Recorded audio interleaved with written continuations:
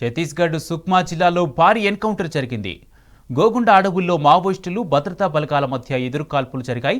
తెల్లవారుజామున జరిగిన హోరాహోరీ పోరులో 15 మంది మావోయిస్టులు మృతి చెందారు. భద్రతా బలగాలు కూంబింగ్ నిర్వహిస్తుండగా మావోయిస్టులు కాల్పులకు తెగబడ్డారు. దీంతో భద్రతా బలగాలు ధీటుగా కాల్పులు జరిపారు. అటు బీజాపూర్ జిల్లాలోనూ భద్రతా బలగాలే లక్ష్యంగా అమర్చిన ఐఈడీని పేలి మహిళలకు గాయాలైనట్లు సమాచారం.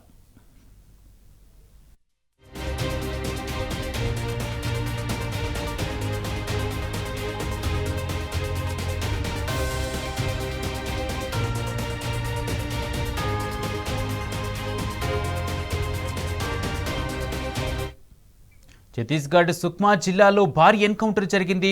గోగుండ అడవుల్లో మావోయిస్టులు భద్రతా బలగాల మధ్య ఎదురుకాల్పులు జరిగాయి. ఇదే అంశానికి సంబంధించి పూర్తి అప్డేట్స్ మా ప్రతినిధి సాంబా అందిస్తారు. సాంబా, కుమార్, ఛత్తీస్గఢ్ మరొకసారి రక్తసిక్తమైంది. మొన్ననే క్రితమే ఒక భారీ ఎన్కౌంటర్ జరిగినటువంటి నేపథ్యంలో మళ్ళీ అదే స్థాయిలో ఎన్కౌంటర్ కొనసాగుతుంది. గోగుండ అటవీ ప్రాంతంలో ఈ ఎన్కౌంటర్ కొనసాగుతుంది. దాదాపు ఇప్పటికే మనకున్నటువంటి సమాచారం ప్రకారం 15 మందికి పైగా మావోయిస్టులు మృతి చెందినట్టు చెప్తున్నారు. సుక్మా జిల్లా గోగుండ అటవీ ప్రాంతం సమీపంలో ఉన్నటువంటి భద్రతా బలగాలకు అట్లాగే మావోయిస్టులకు తెల్లవారుజాము నుంచే హోరాహోరీ కాల్పులు జరుగుతున్నాయి. అయితే ఇప్పటివరకు పోలీసు వర్గాల నుంచి వస్తున్నటువంటి సమాచారం ప్రకారం దాదాపు 15 మంది మావోయిస్టులు మృతి చెందారని చెప్తున్నారు. ఇంకా కూంబింగ్ ఆపరేషన్ కొనసాగిస్తున్నారు.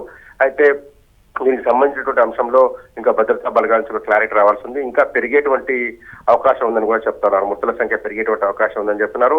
పక్కా సమాచారం మేరకు ఈ మధ్య కాలంలో ఎన్కౌంటర్లను కొనసాగిస్తున్నటువంటి భద్రతా బలగాలు ఇవాళ మరోసారి మావోయిస్టుల పైన పైచేయి సాధించాయని చెప్పుకోవచ్చు. ఎందుకంటే గత కొంతకాలంగా కూడా మావోయిస్టుల ఏరివేత లక్ష్యంగా ఛత్తీస్గఢ్ లో భద్రతా బలగాలు, స్థానికంగా ఉన్నటువంటి పోలీసు బలగాలు ముందుకు సాగుతున్నటువంటి పరిస్థితులు మనం చూస్తా ఉన్నాం.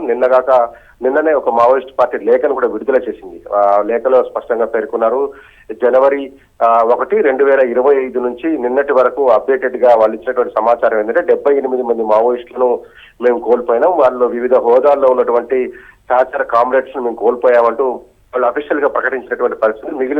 మిగిలిన వాళ్ళందరూ కూడా అమాయకమైనటువంటి గిరిజనులు, స్థానిక ప్రజలను మావోయిస్టులు హతమార్చి మావోయిస్టులుగా చిత్రీకరించి భద్రతా బలగాలు హతమార్చాయని ఆ లేఖలో వాళ్ళు స్పష్టంగా కోరుకున్నారు. ఏప్రిల్ 4న బంద్ కూడా మావోయిస్ట్ పార్టీ పిలుపునిచ్చింది. బీజాపూర్ జిల్లా బంద్ కూడా మావోయిస్ట్ పార్టీ పిలుపునిచ్చింది. ఈ నేపథ్యంలోనే ఆధిపత్య పోరు, అటు భద్రతా బలగాలకు ఇటు మావోయిస్టులకు మధ్య జరిగినటువంటి ఆధిపత్య పోరులో వరుస ఐఈడీ బ్లాస్టులు, అట్లాగే భద్రతా బలగాలను లక్ష్యంగా చేసుకుని మందు పాత్రలను పెట్టడం వంటి అంశాలను చూస్తున్నాం. నిన్న 45 కిలోల భారీ ఐఈడీని భద్రతా బలగాలు కనుగొని నిర్వీర్యం చేశాయి. ఈ రకంగా ఒకరి మీద ఒకరు ఆధిపత్యం చలాయించేందుకు జరుగుతున్నటువంటి పోరులో వందల మంది ప్రాణాలు కోల్పోతున్నారు. కానీ పోలీసు రికార్డ్స్ ప్రకారం చెప్తున్నారు, జనవరి 1, 2025 నుంచి నిన్నటి వరకు దాదాపు 104 మందికి పైగా మావోయిస్టులు మృతి చెందినట్టుగా పోలీసు రికార్డ్స్ చెప్తా ఉన్నాయి. ఇవాళ మరొక 15 మంది అంటున్నారు. ఈ సంఖ్య 20, 21, 22 దాకా వెళ్లేటువంటి అవకాశం ఉందని కూడా భద్రతా బలగాలు చెప్తున్నాయి.